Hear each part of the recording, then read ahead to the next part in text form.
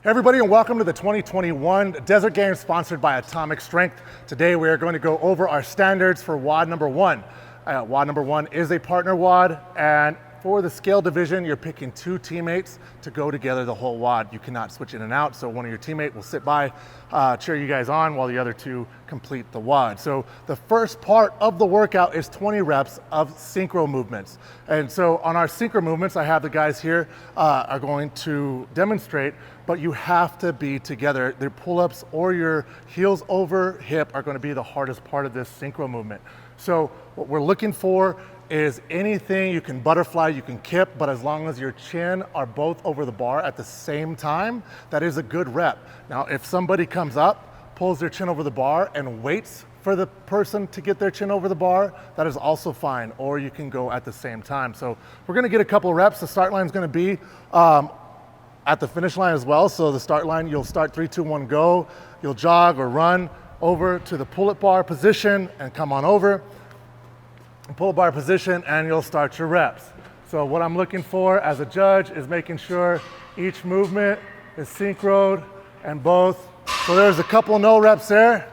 My man went a little lower on his chin, but you get the idea. It has to be over at the same time as well. Now all the pull-up bars will be 93 inches from the ground, very similar to our standard Desert Games pull-up rig.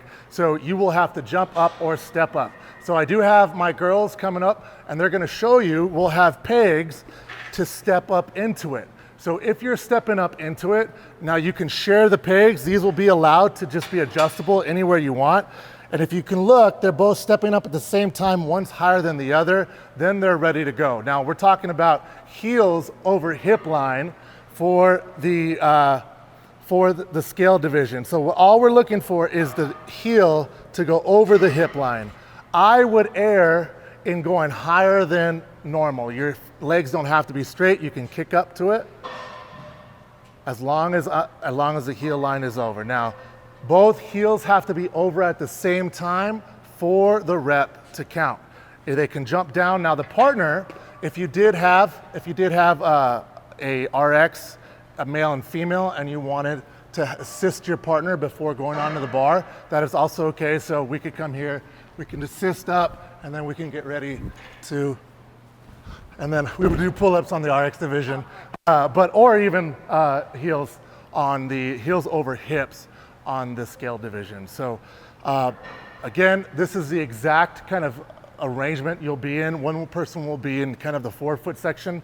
The other person will be in the 6-foot section. You will have to use the same upright to step up to, because there will be a team next to you on both sides. So you can't have one of these guys over here and one step from there, one step from there. You'll have to step from the same side. That's why you have these staggered, and then you'll be able to adjust them. There will be no boxes allowed. For safety reasons, no boxes allowed to jump up to the bar. You either have to step up or be brought up by your partner to reach the bar. And again, you have to have your chin over the bar or the heels over the hips for any part of this workout to count as a synchro. Now, if you're doing the pull-ups and you're on the second part, which is a shared rep, then you can use either bar for the shared rep, but you'll have to accumulate together the 40 reps. Now you cannot move on to the next, so you cannot be here waiting for your partner to finish and then start the reps. A synchro, that won't work anyway, but if you're sharing reps, you have to make sure that you both are here before you move on and you finish the reps, then you both move on together to the deadlifts. Okay, so let's go ahead and revisit the heels over hips. What all we're looking for is, as I'm gonna move her foot up for her, is if her heels are above this crease line. So if the heels end up here, that is a no rep. Even if the leg's bent and the knee is above it and the heel is below the hip crease, that's still a no rep. So what we're looking for is, as you come up, you're going to have to anteriorly tilt the hip to get into a position where the heels are above your waistline. So I'm the judge, I'm making sure that the heel is above the waistline here. Now you can kick up to it too. So let's go ahead and do a kick up, Edith. Yep, good. I'm also making sure that the heels are passing the body line just in a traditional toes to bar situation on the down portion. So on the down portion or on the swing, we're looking for making sure that the heels are going behind the body, as opposed to, give me some reps without it if you can, Edith. So she's gonna do some reps to try to keep her heels in front of her, and then, yeah, that's a no rep. So we have to make sure that the heels swing behind the body line in that position, like your traditional toes to bar. It's just an abbreviated version of it. Same with the pull-ups. We wanna make sure that the heels are behind in the down portion or the extended portion of the pull-up. Your arms don't have to be locked out at the bottom of a pull-up, but you do have to have, well, they have to be close to locked out. We're just gonna say that. So they can't just be here and doing pull-ups here. If they're just here because you have elbow issues or they just don't lock out all the way, that's okay, as long as they're just not intentionally bent on the pull-ups is what we're gonna allow on that. So those are the toes or heels over the hips and some of the details for the pull-ups. All right, let's talk about the deadlifts on the synchro portion as well as the shared portion. There will be two bars. There'll be a men's bar and a women's bar, so it'll be a 25 diameter bar. But even in the men's, for both the male RX as well as the male scaled, we'll also have a female bar. It'll be loaded accordingly, so the weight will be the same, but you'll choose to use the female bar or the traditional men's 28.5 bar. So they'll be loaded just like this. You must face each other on these deadlifts for the synchro portion. And y'all know this, it's all the way down, weights have to touch, and we have to come up all the way to full extension with the shoulders behind the bar. So if the shoulders stay out in front, that is a no rep. The synchro part of this is the top. So if you stand up and you come up to the top and he gets up there first, but he waits for him, that is a good rep, okay? We wanna make sure you stand up, knees locked out, good, and behind the bar. So the bottom doesn't matter, so that would be a no rep if he cuts it short. It's just the top, so we're looking at just the top. So give me a couple of good reps, gentlemen. Good.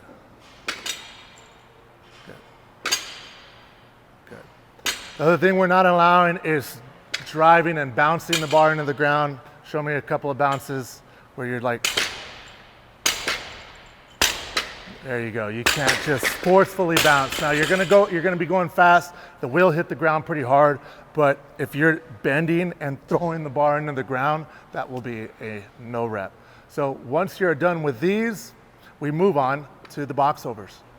All right, here we go with the box overs. So these are box jump overs, but you do have to touch your feet at the box. The boxes are going to be just like this. You'll have two boxes together. One will be somewhat of a soft box. It's not a true soft box, it just has a little bit of padding on it.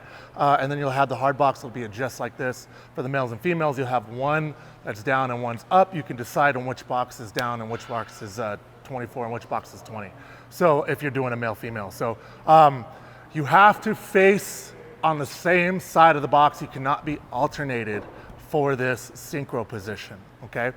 And we'll start off, you can do it facing the box or you can do it laterally, but as long as your feet touch at the same time on top of the box. So again, you cannot jump completely over the box on this movement. So we'll have the guys give us an example here, facing the box this time. Ready and begin.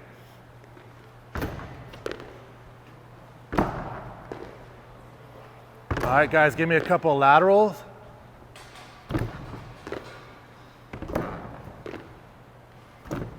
Now, if one partner jumps, okay, and then the other partner misses, he can wait on the box for him. So let's show that. So if you jump and he kind of jumps too late, he can wait, and then you guys can get down. What's going to happen is if you jump and you don't know that your partner wasn't ready to jump and you're tired, you're going to jump over. He's not going to, he jumps over, that's a no rep. Okay, so that didn't count at all. He has to be on your same side before we start the reps again. So let's kind of like go through that situation. You guys are facing that way, and then he's gonna go ahead and jump over first. And he's tired, he messed up. All right, so come on over. What cannot happen is that once he's here, so you jump up, right? And you're like, well, shoot, come on over this way. And then he goes back over. Yeah, you guys go back over, that's still a no rep because you guys did not jump from the same side. You have to start the jump from the same side as opposed to if you jump, he's waiting, then you jump back and catch up. You didn't jump from the same side, so that's a no rep. Okay, so that's how these work. And of course, when you're sharing reps, you can use either box and you're just sharing reps at the end, just trying to get the work done. All right guys, let's talk about the bike portion of it. Now the bike is obviously going to be self-explanatory. You got to hit the calories. It's going to be reset by your judge every round. You can adjust the seat as needed. The judge will not adjust it. You'll adjust it yourself. But the biggest thing I want to talk about and make sure everybody understands this is the synchronization of the bike and the kettlebell hold in the front rack, okay? So in order for you to start counting calories, he has to keep a front rack hold. You're going to grab both dumbbells, and what we're looking for on the judge's side is the knuckles below the shoulder line. And the shoulder line, the traps will also count here, but we want to make sure that the knuckles are below the shoulder line. If the knuckles come up, that is going to be deemed a no rep or a forced switch. So at any time, there's going to be two different judges. One's going to be looking at the knuckles and they'll be able to call that out. The other one's going to be kind of judging both and making sure the calories are being hit until you move on. But if that happens, it's going to be a forced switch. So you must put them down and you must switch in order for that to happen. The biggest thing here is that there will be no argument against a judge in any of these circumstances.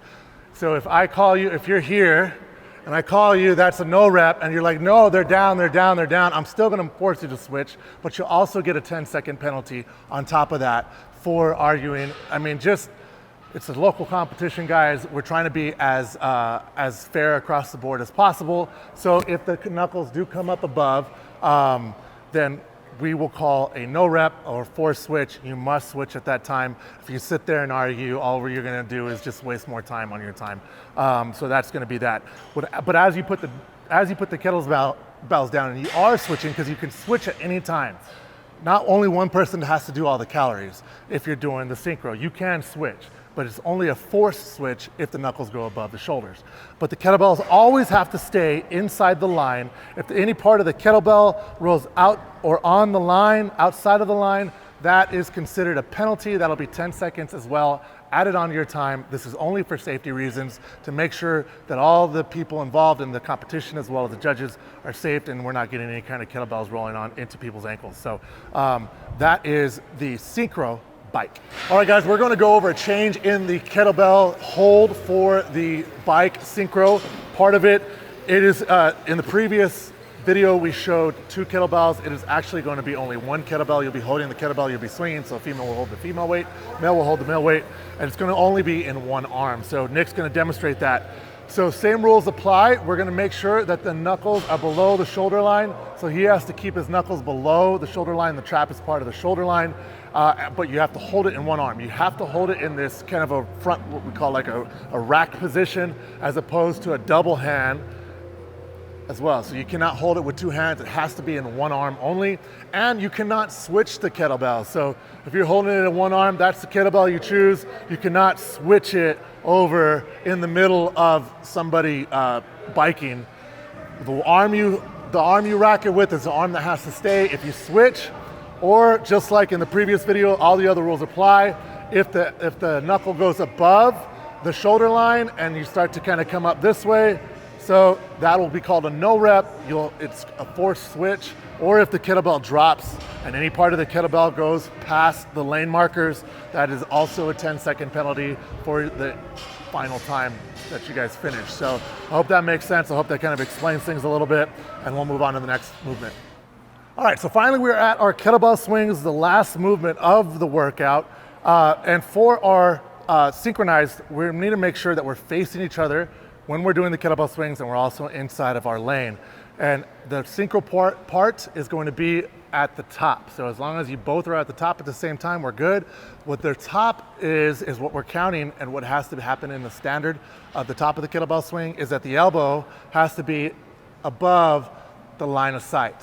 So as long as it's above the line of sight, you can bring it back here, you can bring it here. As long as it's above the line of sight, we're good. It doesn't matter where the bottom of that kettlebell is, if it's up top or it's pointing forward, wherever it's pointing, as long as it's here. The other thing we're looking at is making sure the shoulders are in line with the heels. So if we're kettlebell swinging and we're doing one of these things here or here, that's going to be a no rep. We just need to make sure that the shoulders are in line with the heels as we bring it up, right? And the hips are extended. So go ahead and show me a couple of good reps.